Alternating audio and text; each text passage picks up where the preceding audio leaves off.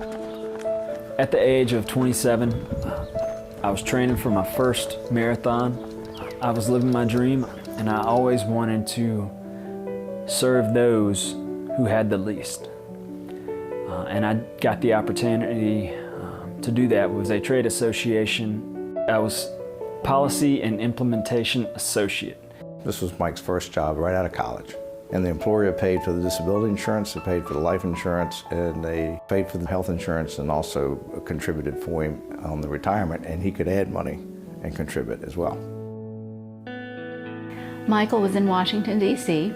and was crossing the street when he was hit by a drunk driver. He was rushed to a trauma center in D.C.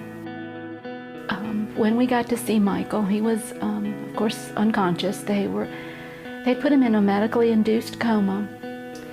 They were dealing with multiple fractures in his leg, a separated shoulder, a fractured cheek, a skull fracture, and a traumatic brain injury.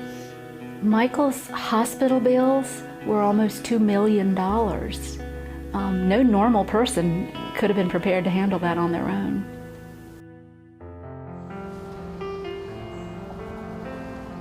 I underwent a year and a half of therapy, physical, occupational, speech.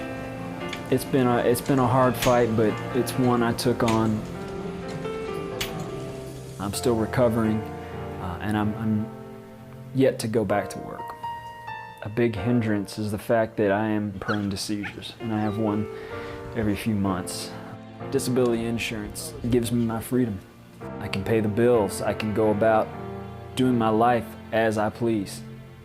Mike's individual disability policy pays for not only giving him an income, but it also pays quite a bit for rehabilitation expenses. Because these policies were individual policies and not group, now that Mike is totally disabled, I work directly with him and don't work through the employer. No one plans for a tragedy, but when you have one, having disability insurance will give you your freedom back.